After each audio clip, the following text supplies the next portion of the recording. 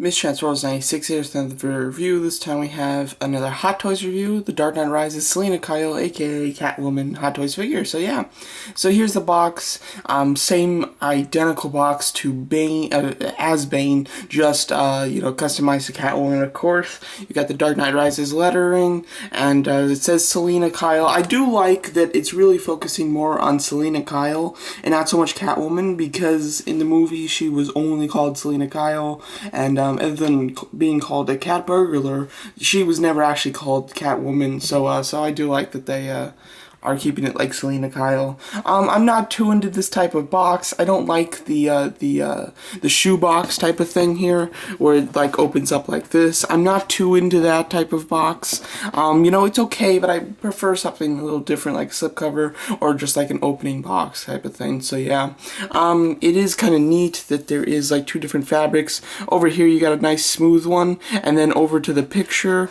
it's like a really like a bumpy, almost like like a fabric. Really neat thing to do, something I don't think anybody would expect, but they did it, and I think that it works out pretty well.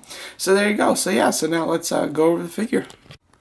Alright, now on to the figure. So just going over the face sculpt, I'll give you my thoughts on the face sculpt without the mask in a second here, but here's it with the mask on. I think that it looks really great with the mask. Definitely recognizable as Anne Hathaway, and definitely looking like Catwoman here.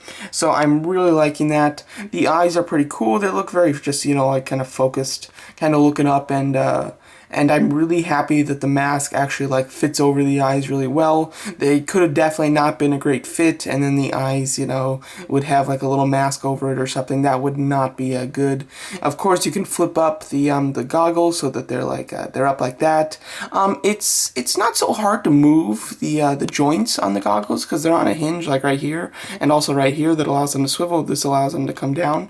So it's not like hard to move them or anything, but I've heard from multiple people how fragile that is. So just be careful with it. I don't think you'll have a big problem moving it, but just be careful because you never know. So yeah, and just the detailing on the mask is really great. Let's really get a close up on that. Let's see if it'll focus. No focus on the mask. There you go. There. Really do like that kind of design, that pattern right there. You can really see the eye. There's even a little red in it. Wow.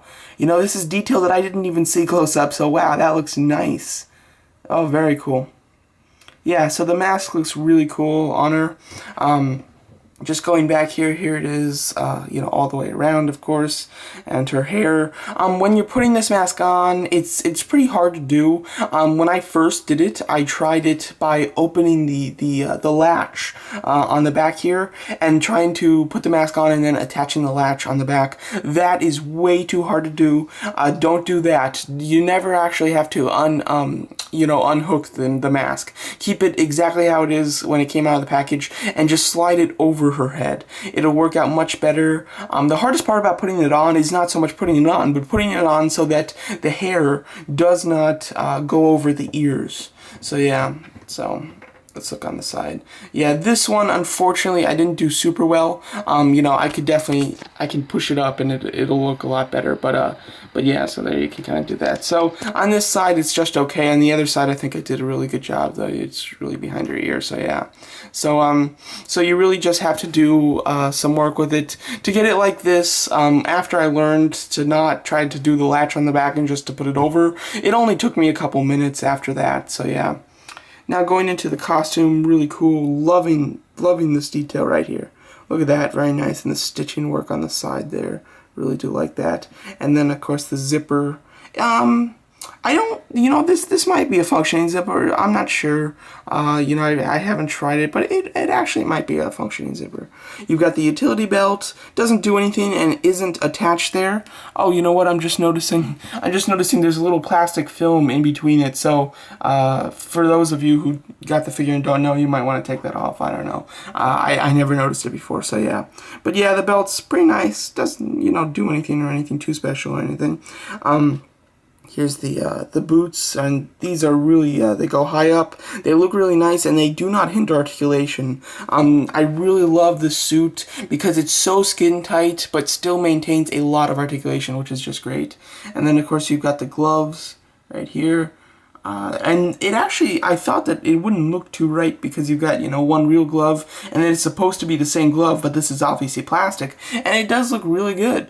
Plus, you can barely see the seam because there's so many, wrinkles in here. Having one more wrinkle, which is basically the cut, actually looks really nice, and it isn't so visible that it's two different pieces. Of course, she comes with a handgun. This might be the exact same handgun that comes with Black Widow. I don't think it is, though. It does have that recoil action, so you can actually move the top over, let it go, and it springs back in place, which is nice. And just going over her accessories here, she obviously comes with that gun I just showed you, and then she just comes with more hands. Yeah, kind of light on accessories, but what are you going to do? Here's the hands. They look cool. I mean, I love that there's nice detailing on each and every one of them, which is great. But you get two fists, two open hands, and I don't know what they're for because she doesn't hold anything. So I don't know what these open hands are for. And then she has two grasping hands. I don't know what these are for. Then she has two open hands and one right hand that's just for holding the gun. She should have definitely come with some more hands. Like a relaxed palm, would like to kind of see that, or just different, hands that would look good, like maybe one with the finger out so that she can be touching the button up here or something. They could have done something. So yes, I would have liked to see that. So now let me just go over my thoughts on the face sculpt without the mask. So on to the Selina Kyle face sculpt without the mask. As you can see, it looks alright. I mean, from some angles, it definitely does resemble Anne Hathaway. From some angles, not so much. It's certainly not the best head sculpt, and if this was all we had, I'd be pretty disappointed. But with the mask on, I'm sure it'll look much better. At the time of filming this is the first part that I'm filming of the review. I have not put on the face mask yet, so I'm sure that it'll look so much better with that. And I think that once that's on, it'll be a dead resemblance to Anne Hathaway. But without it, it's kind of a resemblance. Not huge, but it's actually pretty decent without it, but not great for sure. Alright, so now going over the mask when it's down. As you can see, it looks really cool. I really do like that. And very nice. You can do a lot of cool poses with that. Fairly easy to do, like I said. I've been told, like I said many times, that it's from a lot of people that it could definitely break, but it really it seems pretty sturdy. Maybe it's just mine, but hey, it seems pretty nice, But just still, even if yours feels very sturdy and not like it's gonna break, don't go crazy with it. Just don't do it so many times. When you do it, just do it gently. So yeah. And yeah, so the rest of the figure is very nice. As you can see, let's go over the base. This thing was what really, almost sold me on this figure. I really love the idea of this base. I thought it was going to be sick, so I was very wanting to get this. Of course, she's got that silver nameplate, which is really cool, because it fits in with Bane, as well as if you have the Joker 2.0. They all have that, silver plate, which is really nice. I do have the film still on it, just to keep it a little fresh. And then you've got all these raindrops. They look so cool. They're kind of hard. If you didn't know that these were raindrops and you didn't know that they were on her base, it's a little hard to notice them when she's in your cabinet, unless you have really big lights on it. So yeah, but hey, I think it looks awesome. I love it. I love the bat symbol there, nice silver. It's like a brushed silver. It looks awesome. But then it's breaking apart in the water like ice. Very cool. I'm loving this base. And then it has a standard adjustable cradle. But I think that it's just great. And if you have the Bane there, you get this this kind of water dropped his bat cowl. I think that looks really cool with all the water spots on it. I love this base. You know, I heard a lot of people say that it's nice, but I'm really liking it, and it's a total circle instead of an oval like a normal base. So I really do like it when they do like different type of bases. I think that this one's so cool because if you want like if you want your figures to be pretty uniform and to have the same style bases, this is basically the same style, but it's at the same time extremely unique, and therefore just a really awesome base. I'm really loving it. And as you can see, she's got some awesome articulation. I'll go over that in a second, but she can bend her knees very far and everything. So overall, love the base, and the mask down looks really nice. Alright, so let's go over articulation. Articulation with her is very good. I think that she shares the exact same body with Black Widow, and everybody knows that she has fantastic articulation. So yeah, so articulation, she's got a ball joint on the upper neck of the head. Sometimes they do the lower neck. This is the upper neck. Overall, it's a great ball joint. It really works really well, and she can look side to side as well as up and down. She's got ball hinge shoulders. Unfortunately, I don't know if it's the joint. I don't know if there's just like padding under there, or if it's just a suit, but she really can't go like forward and back with her with the shoulder, but she can go out and to the side and the side. So yeah, that's a kind of a shame. She does have like a bicep swivel there, or there's a swivel just at the elbow, hinge elbow, which works really well. Like I'm pretty sure it's a double hinge. Then you got a ball jointed wrist, which really works well. She's got some form of articulation in the waist. I think that it's a ball joint of her torso. It's definitely a ball joint though, so yeah. She's got ball hinge thighs. The thighs, you know, you can tell they have good articulation, but it is hindered by the costume because it's very tight there. So if you like put her legs out like far, they'll start to come back in just because the clothing is forcing them to. But you know, if you have her on the base and then her feet on the floor, you can still get wide leg stances. And then she does have a hinge knee, which works extremely well. Like I said, you can put her like on her knees with the heels and everything like up, and she'll be perfectly fine. She's perfectly stable like that. Ball hinge ankles. The best part of her articulation are these ankles, in my opinion.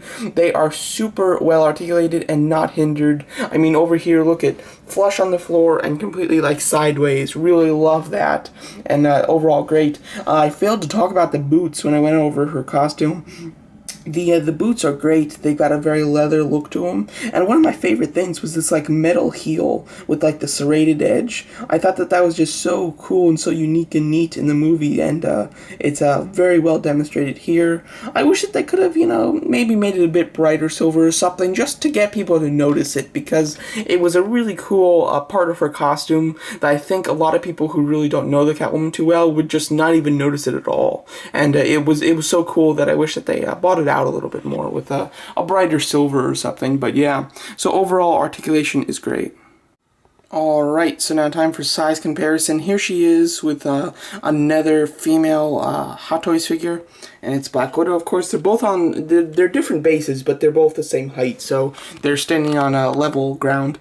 And as you can see, she's a lot taller than Black Widow, so I guess I'm mistaken by saying that it's the same body. I had heard that it was the same body, and it certainly kind of looked like it, so that's what I was expecting, and it isn't. So that's impressive. Plus, I thought that it was just her suit that was hindering some articulation, but you know, it does seem like Black Widow has better articulation, or at least that she's not hindered as much. So I'm pretty surprised how much taller she is than Black Widow. I don't know how accurate that is. You know, I'll look it up and I'll tell you guys how accurate that is. Here she is with Bane. Bane's about the same height as her, maybe a little bit shorter. It looks like he's just a tad bit taller than her, I think, and he is not on a base. So if he was on the base level as them, he would be taller than her, which is good. I'm not quite sure how taller Bane should be to her to make it completely accurate, but it looks good. Alright guys, so the results are in. Scarlett Johansson is 5'3", Anne Hathaway is 5'8", and Tom Hardy is rather short, he's only 5'9". So yeah, I think that the scale here is absolutely perfection, because Bane is just slightly taller than Anne Hathaway, than Catwoman I mean, and in real life that's exactly how it is, and there's a decent amount difference between Catwoman and Black Widow, and Scarlett Johansson and Anne Hathaway have a decent amount difference there. So Anne Hathaway's about 5 over Catwoman. Oh, sorry, with the two different names here, it's screwing me up.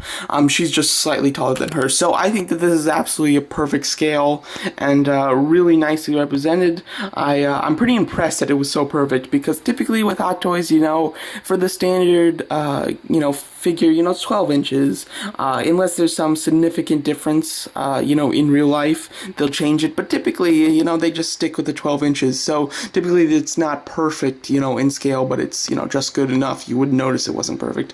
But with this, it seems to be dead on here, so I'm very impressed with the size compared to all of them. So overall, I think that this Catwoman Hot Toys figure is really good. She definitely is. She's got some strong aspects, she's got some weak aspects, but overall, I think that she is a really pretty solid figure. My big complaint is that she doesn't come with much, and typically, she can come with more. I mean, it's not like she comes with everything that she could come with, but it's still not a lot. This is a figure that really just doesn't come with a whole lot of stuff. I would have preferred some more hands. I would have preferred like maybe like the actual goggles lit up a bit, like they do in the movie. I think that would be probably really hard to get the small light in there, so maybe that's not possible, but I would have kind of liked that. How about the pearls? I would have loved to see the pearls, Bruce Wayne's mom's pearls. That would have been good. This is kind of a large thing, and I doubt that they would have done this, but how about a safe, She broke into 2 safes in the movie. How about like a newspaper that has her on the front cover that says that she's a cat burglar? I mean, there are a lot of cool things that they could have gave her that they didn't.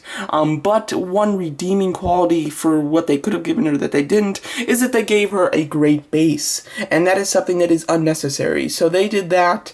So that does bump them up a point in my book. Although I would have rather, I would have liked to see some more than that. But overall, still pretty nice on the accessories. The actual costume is really well done. When you first look at it, it's a little boring because it's just it's just like black. And but when you really go into detail, there's a lot of good work in there, and a lot of nice style and craftsmanship. So I really do like that overall. The detail, the articulation is pretty good. It's hindered in a few places, unfortunately, that it's not hindered in Black Widow. So I don't really see why it's so hindered too.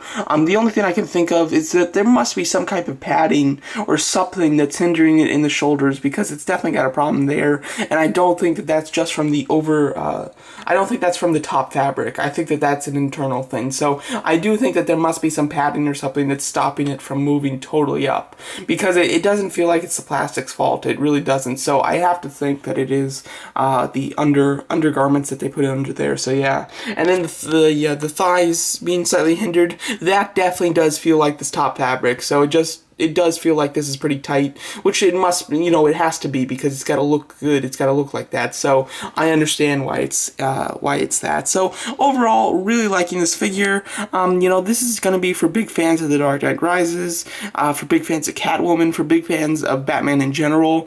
If you're not, I wouldn't recommend this. This is not, a figure that's going to blow your socks off. You're going to buy this for the character rather than the figure. Because if you're looking for just a good figure, there's a lot of better options for you, and so the reason that you can buy this is for Catwoman, or it's for another edition for your Dark Knight collection. So if you have this, tell me what you think of it, and thank you for watching.